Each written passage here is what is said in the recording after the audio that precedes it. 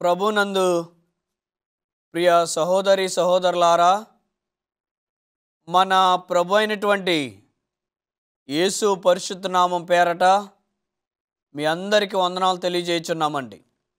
మీలో ప్రతి ఒక్కరిని ఈ హోప్ టీవీ ఇండియా ఛానల్కు ప్రేమతో ఆహ్వానించుచున్నామండి. ప్రార్థన చేసుకుందాం. ప్రేమగల మా తండ్రి, దయగలిగిన మా యేసయ్య, మీ ఘనమైన శ్రేష్టమైన నామమునకు వేలాది వందనములు తెలియజేయుచున్నాము. మరొకసారి మీ వాక్యాన్ని వినాలని మీ పాదాల చెంతకు చేరి ఉన్నాము.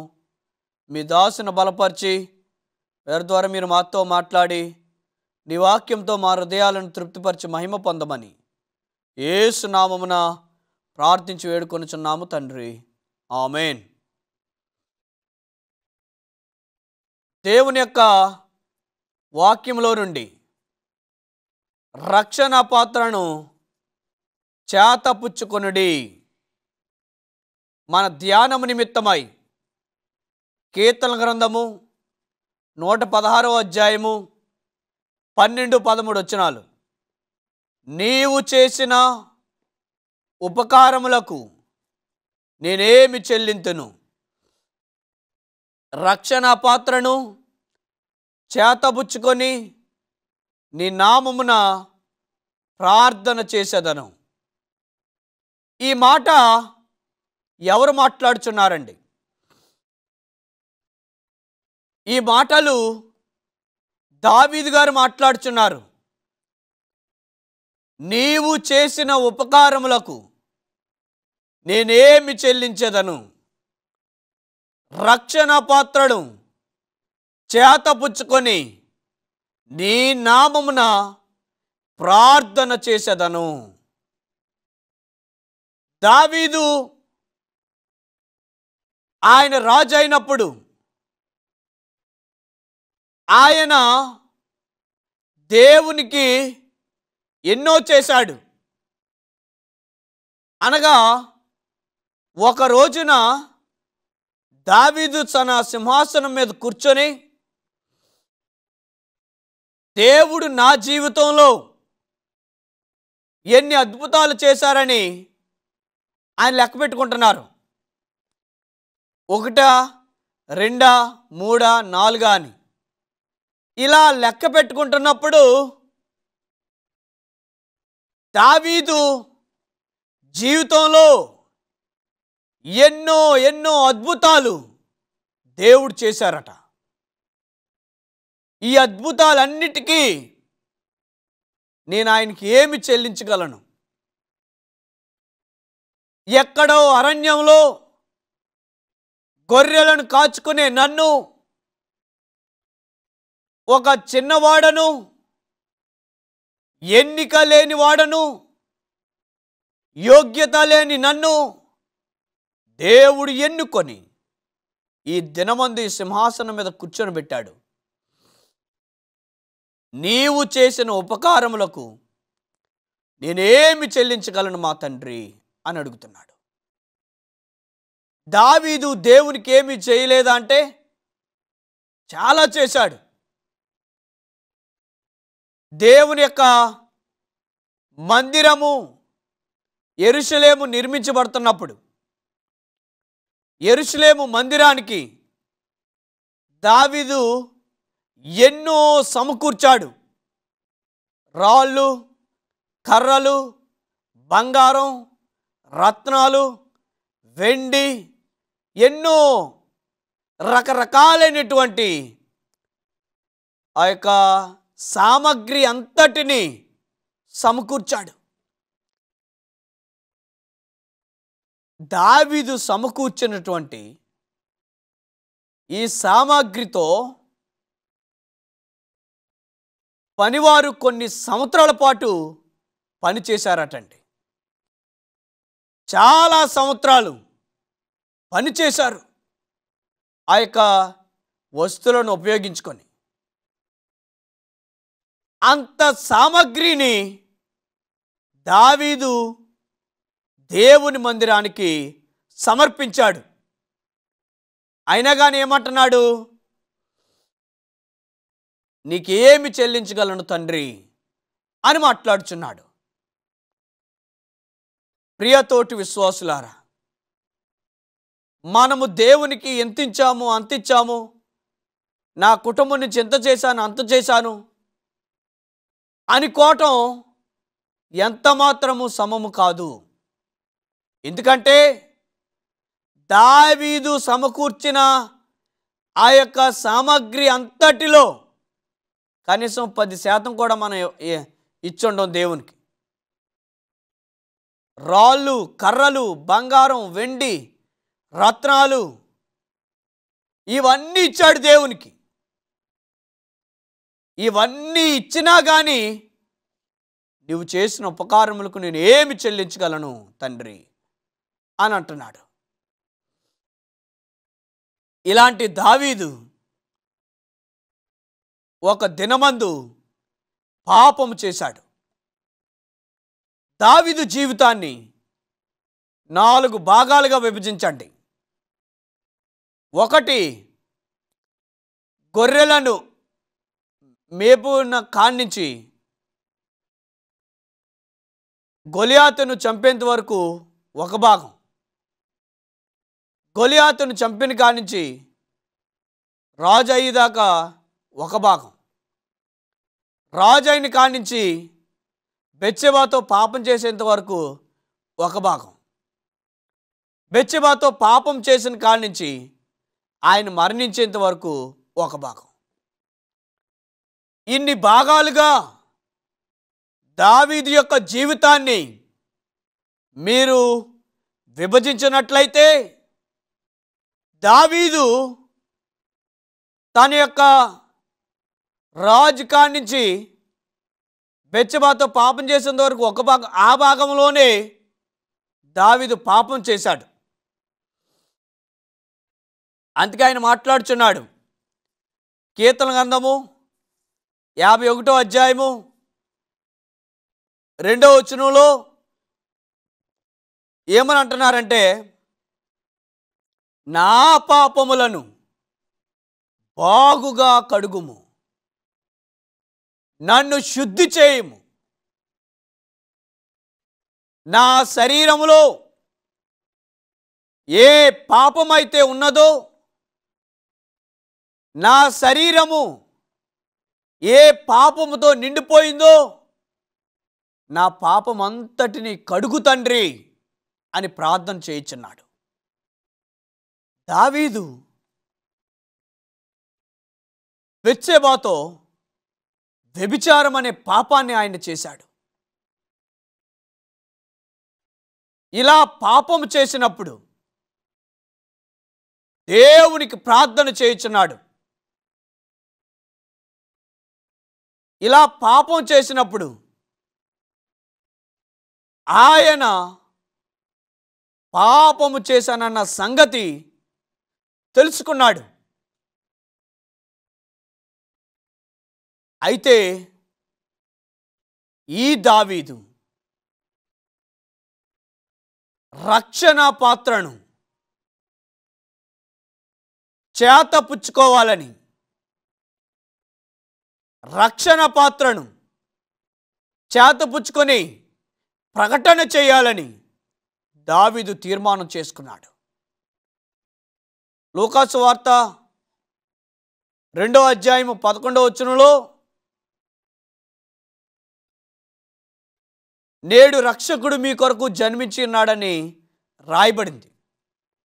దీనికి అర్థం ఏంటంటే ఇంతకు ముందు రక్షణ లేదు. రక్షణ లేనప్పుడు దావీదు రక్షణ పాత్రను ఎలా చేతపుచ్చుకుంటాడు? రక్షకుడే లేకపోతే రక్షణే లేదు.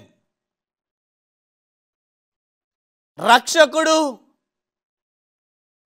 లూకాసు వార్త 2వ అధ్యాయం 11వ వచనంలో రక్షకుడు జన్మించాడని వాక్యంలో రాయబడి ఉన్నది. ఇలా వాక్యంలో రాయబడిందంటే దీనికి అర్థం ఇంతకు ముందు రక్షణ అనేది లేదు. రక్షణే లేకపోతే దావీదు రక్షణ పాత్రను ఎలా చేతపుచ్చుకుంటాడు? రక్షణే లేకపోతే దావీదు దాన్ని పట్టుకుని ఎలా ప్రార్థన చేస్తాడు అని మీరు పరిశీలించగలిగితే, దావీదు రక్షకుడైన యేసు ప్రభువారిని చూశాడు. రక్షకుడైన యేసు ప్రభువారిని ఆయన కల్లారా చూశాడు. ఎలా చూశాడు ఆయన? రక్షకుడైన యేసు ప్రభువారిని ఎలా చూశాడు? దావీదుకిని యేసు ప్రభువారికిని 1000 సంవత్సరాల వ్యత్యాసం. యేసు ప్రభువారి కంటే దావీదు 1000 సంవత్సరాల ముందుటివాడు. మరి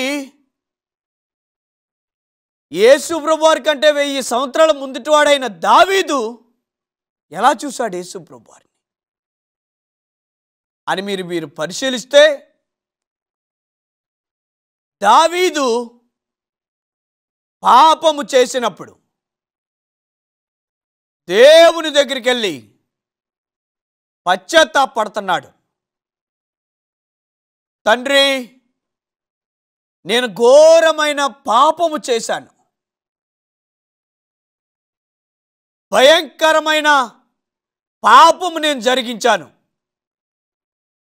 నన్ను దయతో క్షమించు తండ్రి అని దావీదు ప్రార్థన చేస్తున్నారు. శ్రీమతి ఎలెన్ జి వైట్ అమ్మ గారు స్టెప్స్ టు క్రైస్ట్ అంటే క్రీస్తు యొద్దకు మెట్లు అనే పుస్తకంలో 3వ పాఠం పశ్చాత్తాపం అనే పాఠంలో దావీదు పడిన పశ్చాత్తాపం గురించి ఆమె వివరించారు. పశ్చాత్తాపం 3 రకాలుగా ఉంది. 3 రకాల పశ్చాత్తాపం ఏంటంటే, ఒకటి, నేను చేసిన పాపము అందరికీ తెలిసిపోతుందేమని భయపడి పశ్చాత్తాపడతాం. దావీదు పడిన పశ్చాత్తాపం ఏంటో మనం చూస్తున్నాము. వాక్యాన్ని మీరు జాగ్రత్తగా అర్థం చేసుకోవడానికి ప్రయత్నం చేయండి. దావీదు పడిన పశ్చాత్తాపము ఎంతో గొప్పది. ఆయన గమనించాడు ఏమనంటే, నేను పాపము చేశాను, పాపము చేసిన నేను పశ్చాత్తాపడాలి అని తెలుసుకున్నాడు. ఆయన పడిన పశ్చాత్తాపం శ్రీమతి ఎలెన్ జి వైట్ అమ్మ గారు చక్కగా వివరించారు. 3 రకాలైన పశ్చాత్తాపాలటండి. మొట్టమొదటిది, నేను చేసిన పాపం అందరికీ తెలిసిపోతుందేమోనని భయపడి పశ్చాత్తాపడటం. అయ్యో, నేను ఈ పాపం చేశాను, ఈ దొంగతనం చేశాను, ఈ నరహత్య చేశాను, ఈ వ్యభిచారం చేశాను అని భయపడి పశ్చాత్తాపడతారు. ఇలా పశ్చాత్తాపడకపోతే ఇది అందరికీ తెలిసిపోతుందేమో అని అనుకుంటారు. అలా పశ్చాత్తాపడితే మన పాపము క్షమించబడుతుందా? ఇలా పశ్చాత్తాపడితే పాపం చేయటం మనం మానేస్తామా? మరలా మనం పాపం జరిగిస్తాం. ఇలా పశ్చాత్తాపడితే మరలా ఆ పాపాన్ని మనం జరిగిస్తాం. కానీ ఆ పాపాన్ని మనం ఎన్నటికీ మానం. రెండో రకమైన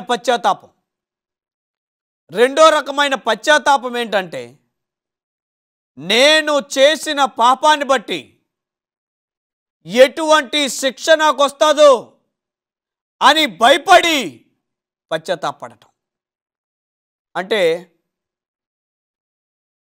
ప్రియ సహోదరి సహోదరులారా, దీనికోసమే మనం ఎక్కువ మన పాపాలను ఒప్పుకుంటాం. అయ్యో, నేను పాపం చేశాను, నా కుమారుల మీద నా కుమార్తెల మీద ఏమైనా వస్తుందేమో, ఇది ఏమైనా శిక్ష వస్తుందేమని భయపడతాం. ఆ పశ్చాత్తాపడ్డాను కదా, శిక్ష ఏమీ రాదు అనుకుని మరలా పాపం చేస్తాం. శిక్ష వస్తుందేమని భయపడి పశ్చాత్తాపడితే మనం పాపం చేయటం మానేయలేము. శిక్ష వస్తుంది, ఇది అందరికీ తెలిసిపోతుంది అని పశ్చాత్తాపడటం కాదు. ఇలా పశ్చాత్తాప పడితే నీ పాపము ఎన్నటికీ క్షమించబడదు. నీ తృప్తి అంతే. ఏంటంటే దేవునికి ప్రార్థించాను, నేను భయపడ్డాను, నేను పశ్చాత్తాపడ్డాను, నా పాపం క్షమించబడింది అని నీ తృప్తికే తప్ప, గమనించండి ప్రియ సహోదరి సహోదరులారా, మీ పాపము ఎన్నటికీ క్షమించబడదు ఇలాంటి పశ్చాత్తాపాలు పడితే. దావీదు పడిన పశ్చాత్తాపం ఏంటి మరి? మొదటిది కాదు, రెండవది కాదు, మూడవది ఒకటి ఉంది. ఆ పశ్చాత్తాపం ఏంటంటే పాపాన్ని అసహించుకొని పశ్చాత్తాపడటం. అంటే మనము చేసిన పాపాన్ని అసహించుకోవాలి. దావీదు తాను చేసిన పాపాన్ని అసహించుకున్నాడు. ఎందుకు అసహించుకున్నాడంటే, దావీదు ప్రార్థన చేస్తున్నప్పుడు, తండ్రి నేను పాపిని, నా పాపాన్ని మీరు క్షమించండి అని అడుగుతున్నప్పుడు, పరలోకమందున్న తండ్రి ఆకాశము తెరిచి దావీదుకి దర్శనం రూపంలో చూపిస్తున్నాడు. ఓ దావీదు, నీవు చేసిన పాపాన్ని బట్టి, నీవు చేసిన ఈ వ్యభిచారం అనే క్రియను బట్టి నా కుమారుడైన యేసు ప్రభువారు సిలువేయబోతున్నాడు. ఆయన సిలువలో మరణించబోతున్నాడు, సిలువలో తన ప్రాణాన్ని పెట్టబోతున్నాడు. చూడని యేసు ప్రభువు యొక్క సిలువ మరణాన్ని దావీదుకి దేవుడు చూపించారు. అందుచేతనే దావీదు తాను చేసిన పాపాన్ని అసహించుకున్నాడు. ప్రియ సహోదరి సహోదరులారా, ఓ నేను చేసిన ఈ పాపాన్ని బట్టి, నేను చేసిన ఈ వ్యభిచార క్రియను బట్టి ఒక ఆయన సిలువేయబడబోతున్నాడా? ఒక ఆయన సిలువలో మరణించబోతున్నాడా? సిలువలో ఆయన కొరడా దెబ్బలు తినబోతున్నాడా? మేకులతో ఆయన కొట్టివేయబడుతున్నాడా?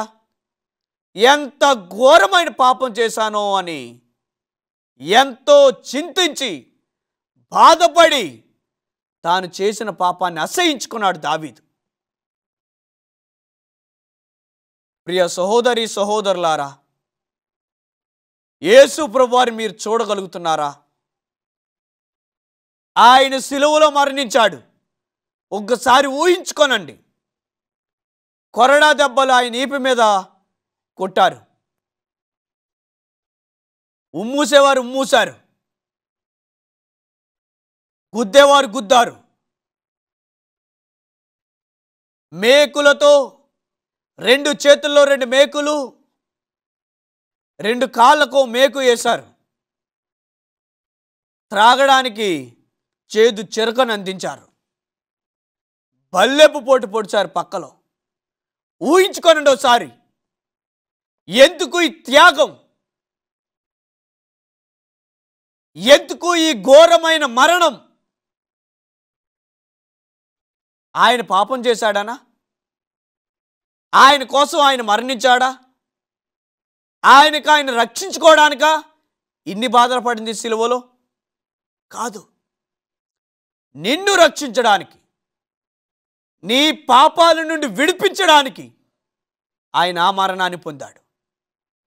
నీవు చేసిన ప్రతి పాపాన్ని క్షమించడానికి ఆయన సిలువలో మరణించాడు. ఒకసారి కళ్ళు మూసుకొని ఊహించుకోనండి ఈ యొక్క ఘోరమైన శిక్షను. అలా చూశాడు కాబట్టే దావీదు తాను చేసిన పాపాన్ని అసహించుకొని పశ్చాత్తాపడ్డాడు.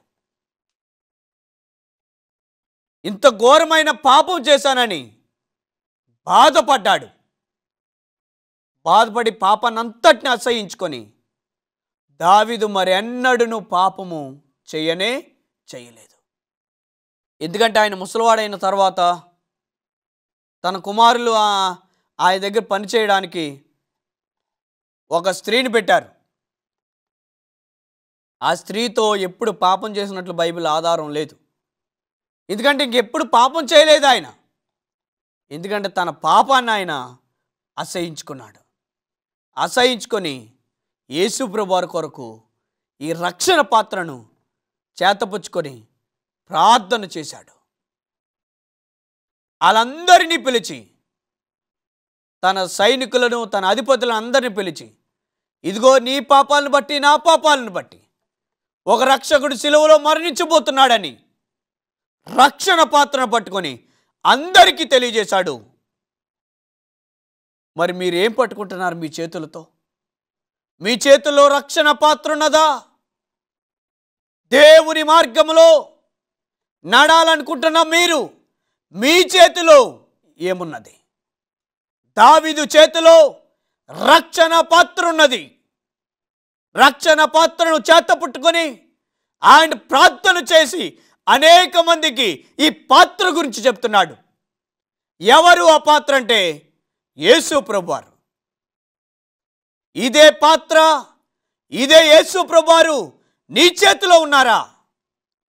నీ చేతితో పట్టుకొని నీ సహోదరులకు, ఇరుగు పొరుగు వారికి నీవు యేసు ప్రభువారిని పరిచయం చేయగలుగుతున్నావా? యేసు ప్రభువారి గురించి కనీసం ఒక్కరికైనా మనం బోధించగలుగుతున్నామా? పరిశీలన చేసుకోనండి. అపోస్తుల కార్యగ్రంథం 2:31 దావీదు చెప్తున్నాడు, ఆయన శరీరము కుళ్ళు పట్టదు, ఆయన ఆత్మ పాతాళములకు వెళ్ళదన్న మాట నెరవేరుతుంది అంటున్నారు. దావీదు చేతిలో ఉన్న రక్షణ పాత్ర నీ చేతిలో ఉండాలి. అలా ఉంటే ఆయన మార్గంలో మనం నడుస్తున్నట్లు. అలా మీరు నడుచుకోనండి. రక్షణ పాత్రను మీ చేతపుచ్చుకోనండి. దేవుడి మాటలు దీవించును గాక. ఆమేన్. ప్రార్థన. ప్రేమగల మా తండ్రి, దయగలిగిన మా యేసయ్య, మీ ఘనమైన నామాన్ని కొందనాలు తెలియజేయుచున్నాము. ఇంతవరకు మీ దాసుని బలపరిచి మీరు మాతో మాట్లాడారు నాయన. ప్రభువా, దావీదు తాను చేసిన పాపాన్ని బట్టి పశ్చాత్తాపడి ఆ పాపము మరెన్నడూ చేయకుండా ఆయన చేతిలో ఈ రక్షణ పాత్రను చేతపుచ్చుకొని అనేక మందికి ప్రకటించారు మా తండ్రి. మేమును ఈ రక్షణ పాత్రను మా చేతితో పట్టుకొని అనేక మందికి ప్రకటించి నీ నామములో వర్ధిల్లడానికి మీరే కృప చూపించమని, ప్రార్థన ఆలకించి ప్రార్థన ప్రతిఫలం దయచేయమని యేసు నామమున ప్రార్థించి వేడుకొనుచున్నాము తండ్రి. ఆమేన్. దేవుడు మిమ్ములను దీవించి ఆశీర్వదించునుగాక. ఆమేన్.